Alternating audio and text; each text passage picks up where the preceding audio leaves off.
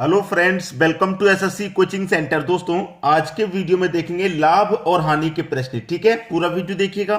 चलिए स्टार्ट करते हैं। पहला प्रश्न है, 8 पुस्तकों का क्रय मूल्य। 8 पुस्तकों का क्रय मूल्य। ठीक है, 6 पुस्तकों के विक्रय मूल्य।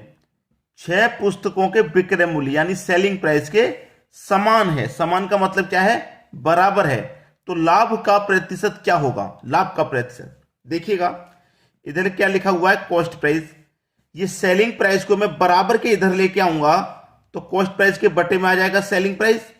और इधर क्या बचेगा? 6। और 8 को जब मैं इधर लेके आऊंगा बराबर के, तो 6 के बटे में 8 आ जाएगा। तो कॉस्ट प्राइस हुआ आपका 6 और सेलिंग प्राइस हुआ 8। अब 6 रुपए की चीज को आप 8 रुपए में बेचेंगे तो 2 रुपए का प्रॉफिट हो जाएगा। प्रॉफिट और लॉस किस पर निकलता है? कॉस्ट प्राइस पर। तो बटे में कॉस्ट प्राइस रखेंगे यानी कि 6 और गुने में क्या कर देंगे? 100। प्रतिशत के लिए 100 से गुना। 2 से कटा दो 6 को, 3 बार में जाएगा। और 3 से कटा दूंगा मैं 100 को, तो 3 त्रिक का 9, 1 बचेगा 10, 3 त्रिक का 9। ठीक है, 1 बचेगा नहीं जाएगा 10, फिर 10 हो जाएगा, फिर से 3 त्रिक का 9। तो 33.3% ये आपके प्रश्न का बिल्कुल सही जवाब हो जाएगा, जो कि डी ऑप्शन में दिया गया है। तो किसी को कोई दिक्कत तो नहीं रहेगी, अब आसानी से कर लेंगे सब। चलिए अब देखेंगे अगला प्रश्न। अगला प्रश्न है, 12 वस्तुओं का क्रय मूल्य 9 वस्तुओं के विक्रय मूल्य के बराबर है। देखिए, 12 वस्तुओं का क्रय मूल्य, क्रय मूल्य यानी कि कॉस्ट प्राइस। ठीक है, 9 वस्तुओं के विक्रय मूल्य यानी कि सेलिंग प्राइस के बराबर है। बराबर है तो बराबर ले लो। अब देखिए, लाभ का प्रतिशत ज्ञात करना है तो इधर कॉस्ट प्राइस है, पहले के जैसे सेलिंग प्राइस को इधर लेके आऊंगा तो कॉस्ट प्राइस के बटे में ये सेलिंग प्राइस आ जाएगा बराबर। इधर 9 बचा, जब सेलिंग प्राइस इधर चला गया इसके बटे में 9 बचा इधर। अब इस 12 को इधर लेके आऊंगा तो 9 के बटे में 12 आ जाएगा। तो देखिए, कॉस्ट प्राइस 9 होगा, सेलिंग प्राइस 12 होगा। 9 रुपए की चीज को 12 रुपए में बेचेंगे तो 3 रुपए का प्रॉफिट। ठीक है, 3 का प्रॉफिट कितने पे? कॉस्ट प्राइस पे यानी कि 9 पे। और प्रतिशत के लिए क्या करेंगे आप? 100 से गुना करेंगे भाई। तो 3 से 9 को कटा दो 3 बार में, और 3 से इसको कटा दो, 3 त्रिक का 9, 1 बचेगा 10, 3 त्रिक का 9, 1 बचेगा, तो 1 ऊपर बटे में 3 आ जाएगा। तो 33.1/3%। सी ऑप्शन आपका बिल्कुल सही जवाब हो गया। क्लियर है सभी को? चलिए अब देखेंगे अगला प्रश्न। अगला प्रश्न है, 20 साइकिलें बेचने पर विनय को 2 साइकिलों के विक्रय मूल्य के बराबर हानि होती है, उसका हानि प्रतिशत ज्ञात करें। अच्छा प्रश्न है, 2016 में आया था ये प्रश्न। ठीक है, 2016 में हानि का प्रतिशत ज्ञात करना है। इस तरीके के सवाल में हानि का प्रतिशत देखिए कैसे ज्ञात करते हैं। अच्छा प्रश्न है, यहां पे देखिए हमसे बोला है टोटल साइकिलें 20 हैं। 20 साइकिलें बेचने पर विनय को 2 साइकिलों के विक्रय मूल्य के बराबर हानि होती है। ठीक है, हानि होती है। तो यहां पे कितनी की हानि हो रही है? मैं 2 की। ठीक है, टोटल साइकिल कितनी है? टोटल साइकिल 20 है। ठीक है, प्लस में हानि कितनी की हो रही थी? 2 की हो रही थी, 2 जोड़ देंगे, गुने 100। अब मैं इसका तुम्हें पूरा फंडा बता देता हूं। ठीक है, कि जब आप हानि परसेंट निकालेंगे, जब भी आप हानि परसेंट निकालेंगे तो क्या करेंगे? हानि लिखेंगे। ठीक है, बटे में आ जाइए, टोटल वस्तु यहां पे जो भी होगी ना वो टोटल वस्तु लिखेंगे, टोटल, उसमें प्लस कर देंगे हम हानि को। ठीक है, और गुने 100। हानि जब निकालते हैं तो प्लस करते हैं, और लाभ का प्रतिशत जब निकालते हैं तो माइनस करते हैं। ठीक है, उल्टा होता है, हानि वाले में प्लस और लाभ वाले में माइनस। क्लियर है? अब देखिए ऊपर कितना रहेगा? 2। यहां 20 और 2 को जोड़ देंगे तो 22 हो जाएगा, और गुने कितना है? 100। 2 से 22 को मैं कटा दूंगा, 11 बार में कटेगा, और 11 से कटाऊंगा तो 11 से 9 बार में 99, और 1 बचेगा तो 1 ऊपर बटे में 11। 9.1/11%। ये आपका बिल्कुल सही जवाब, 9.1/11%, यानी कि डी ऑप्शन आपके सवाल का बिल्कुल सही जवाब हो गया। अब देखेंगे अगला सवाल। अगला प्रश्न है, 80 रुपए अंकित मूल्य के छाते को 68 रुपए में बेचा गया, छूट की दर कितनी है? देखिए, अंकित मूल्य यानी कि मार्क प्राइस जो था वस्तु पे लिखा हुआ वो था 80 रुपया। ठीक है, 80 रुपए थे, लेकिन उसने उस छाते को बेचा कितने में? उसने बेच दिया 68 में। ठीक है, छूट दे दी आपने। कितने की छूट दी? 80 रुपए की चीज को बेचा गया 68 में, तो कितने की छूट दी गई? रुपए में 12 की छूट दी गई। 12 की छूट दी गई है। कितने पर? मार्केट प्राइस पे दी जाएगी छूट, जो उस पर लिखा हुआ होगा उसी पर छूट होगी, यानी कि 80 पर छूट है। और प्रतिशत के लिए आप क्या करेंगे? 100 से गुना कर देंगे। तो कटाइए, 20 चौके 80, 20 25 100, 4 त्रिका 12 और 3 का गुना हो जाएगा 5 से, तो कितना हो जाएगा? 15। तो कितने की छूट दी गई है भाई? 15% की छूट दी गई है। पहला ऑप्शन आपका सही जवाब हो गया। क्लियर है सभी को? अब देखेंगे अगला प्रश्न। अगला प्रश्न है, एक दुकानदार एक इंडक्शन कुकर 2760 रुपए में खरीदता है। यानी कि खरीदने का मतलब कॉस्ट प्राइस है 5700, वो 2750 रुपए में खरीदता है और 2860 रुपए में बेचता है, यानी कि सेलिंग प्राइस है आपका 2860 रुपया का। ये सेलिंग प्राइस यानी कि बेचता है। उसका लाभ प्रतिशत ज्ञात करो। खरीदा था 2750 में, बेच रहा है 2860 में, तो कितने के फायदे से बेचा उसने? 110 रुपये फायदा हुआ। 110 का ही तो फायदा हुआ। कितने पर हुआ फायदा? हमेशा कॉस्ट प्राइस पर होता है, यानी कि 2750 पे होगा, 2750 पे होगा।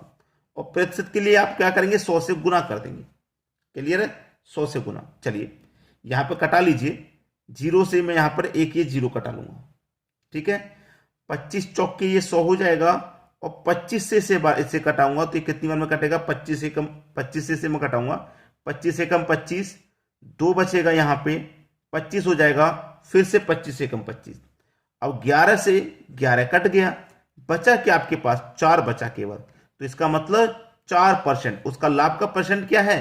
4% है, यानी कि डी ऑप्शन बिल्कुल सही, 4% आपके प्रश्न का सही जवाब हो जाएगा। अब देखेंगे हम अगला प्रश्न। अगला प्रश्न है, विकास 4 रुपए के 5 केले खरीदता है और 5 रुपए में 4 केले बेच देता है, उसका लाभ प्रतिशत ज्ञात कीजिए। बहुत अच्छा सवाल है, बार बार आता है ये सवाल। अगर इस सवाल की मैं बात करूं तो ये 6 बार आ चुका है अभी तक, 6 बार। देखिए आपको करना क्या है, मैं अच्छे से बता दे रहा हूं। रुपए वस्तु वाला तरीका मैंने पहले भी बताया। रुपए लिखिए, फिर वस्तु, फिर रुपए और फिर वस्तु। ठीक है, रुपए कितने हैं? 4 रुपए में। वस्तु कितनी है? 5 वस्तु। फिर रुपए कितने हैं? 5 और वस्तु कितनी है? 4। ठीक है, यही दिया गया है आपको। तो करेंगे क्या? सबसे पहले तो अंदर वाली संख्याओं का गुना कर लीजिए। 5 गुने 5 25। फिर बाहर वाली संख्याओं का गुना कर लो, इनका बाहर वाली का। ठीक है, 4 4 16। अंदर वाली संख्या के गुना में से बाहर वाली संख्या गुना को माइनस कर देंगे। ठीक है, और बटे में क्या आता है? बाहर वाली संख्या का गुना, यानी कि 16 ही आएगा। और गुने 100। आसान है कि नहीं? पहले तो अंदर वाली संख्या गुना करके लिख दो, बाहर वाली संख्या गुना करेंगे उससे माइनस कर देंगे, बटे में भी बाहर वाली संख्या आएगी, बस यहां पे गुने 100 कर दीजिए। अब आपका आंसर आ गया। 25 में से 16 घटा दीजिए, 25 में से 16 घटा देंगे 9 आ जाएगा, बटे में 16 और गुने 100, यही तो है। अब 9 का गुना 100 से कर दूंगा तो 900 हो जाएगा, और बटे में कितना? 16 है, बटे में 16 है। अब 16 से डिवाइड दे दो भाई, इसमें 16 से डिवाइड दे दो, 16 पंजे 80, 10 बचेगा 100, 16 छिक्के 96। ठीक है, 16 छिक्के 96 हो जाएगा, 4 बचेगा, नहीं जाएगा, दशमलव लगा देंगे, 40 हो जाएगा। 16 दुने का 32। ठीक है, 16 दुने का 32, 56.2 देखिए किस में है? 56.2, यानी कि डी ऑप्शन हमारा सही जवाब हो जाएगा। हो जाएगा कि नहीं? आसानी से समझ में आ रहा है। चलिए अब देखेंगे अगला प्रश्न। अगला प्रश्न है, एक व्यापारी 10 रुपए की 11 नारंगी के हिसाब से खरीदता है। ठीक है, 10 रुपए की 11 नारंगी के हिसाब से खरीदता है और 11 रुपए में 10 के भाव से बेच देता है। तो वही तरीका लगेगा जो अभी बताया, रुपए वस्तु, रुपए वस्तु। 10 रुपए हैं तो 10 लिखो, वस्तु 11 है, बाद में 11 रुपए हैं और 10 वस्तु हैं। अंदर वाली संख्या को गुना करो तो 11 11 का गुना कितना हो जाएगा? 121। ठीक है, माइनस कर देंगे बाहर वाली संख्याओं का गुना, तो 10 का गुना 10 से कर दो भैया 100, और बटे में भी क्या आएगा? बाहर वाली संख्या का गुना और गुने 100, यही तो बताया। 121 में से माइनस कर दो भैया 100 को, तो कितना बचेगा? 21 ही बचेगा, बटे में कितना आएगा? देखिए आपका 100 और यहां पे भी 100। अब है क्या? कुछ है आपके पास? 100 से 100 कट गया, बचा कितना? 21। तो 21% आपका बिल्कुल सही जवाब हो गया। मुनाफे का प्रतिशत क्या है? 21%, यानी कि पहला ऑप्शन बिल्कुल सही जवाब। चलिए अब देखेंगे अगला प्रश्न। अगला प्रश्न है, एक व्यक्ति ने 2 घोड़ों में से प्रत्येक को 6,000 रुपए में बेचा। इसमें से एक पर 10% लाभ व दूसरे पर 10% हानि हुई। पूरे सौदे में उसे क्या मिला? याद रखना, कभी भी ऐसा प्रश्न आ जाए, कभी भी आ जाए ऐसा प्रश्न जिसमें लाभ और हानि का परसेंट बराबर हो। कोई 2 वस्तुएं वो बेच रहा है, एक पर हो रहा है उसे 10% का लाभ, ठीक है, और दूसरे पर हो रहा है 10% की हानि। 10% की जगह कुछ दूसरा परसेंट भी हो सकता है, मान लीजिए 20% का लाभ 20% की हानि, ऐसे हो जाएगा, ठीक है। 40% का लाभ 40% की हानि, ऐसे हो जाएगा। क्लियर है? हमेशा याद रखना, अगर लाभ और हानि का परसेंट बराबर है तो उस प्रश्न में हमेशा हानि होगी। आई बात समझ में? उस प्रश्न में हमेशा हानि होगी, यह बात आप हमेशा नोट कर लेना, हानि होगी, ठीक है। अब हानि कितने की होगी? 10% वाले में हानि कितने की होगी? 10% वाले में होगी हानि 1% की, ठीक है। 10% वाले में 1% की हानि होगी। अब वो 1% की जो हानि होगी वो कैसे होगी? वो कैसे होगी? चलिए, ए प्लस बी प्लस का ए बी बट्टे 100, ये फॉर्मूला मैं पहले करा चुका हूं। पहले पे देखिए 10% लाभ में है तो 10% लाभ, दूसरे पे माइनस है क्योंकि हानि है तो माइनस रहेगा, 10 की हानि का माइनस, प्लस माइनस माइनस रहेगा। ए आपका 10, बी आपका 10 बट्टे में 100, 2 जीरो से 2 जीरो गए, 1 का गुना 1 से करेंगे तो 1 रहेगा, ठीक है। अब प्लस का 10 माइनस का 10 कट गया तो बचा क्या? माइनस का 1 ही तो बचा, माइनस का 1 बचा, और माइनस में आने का मतलब क्या है? हानि होगी।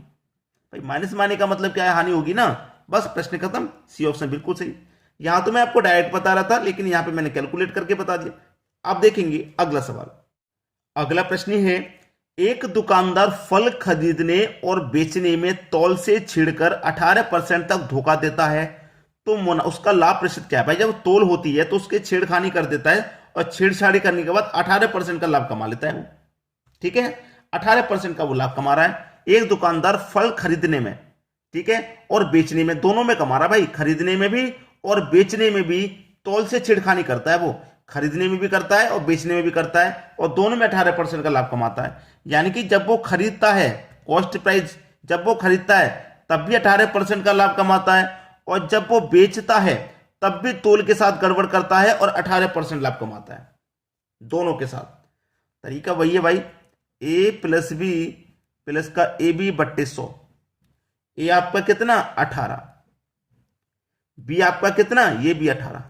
दोनों ही प्लस के हैं क्योंकि फायदा ले रहा है वो दोनों जगह से, हानि कहीं भी नहीं हो रही, दोनों जगह से फायदा ले रहा है तो दोनों प्लस के रहेंगे। प्लस प्लस प्लस, ए आपका 18, बी भी आपका 18, बट्टे में कितना? 100। 18 और 18 को जोड़िए, इधर करेंगे, 18 और 18 को जोड़ेंगे तो 36, ठीक है, प्लस 18, 18 का गुना होता है 324, बटे में कितना है? 100। यही तो है। अब 2 जीरो है ना, तो 2 संख्या बाद दशमलव लग जाएगा, यहां पे लग गया।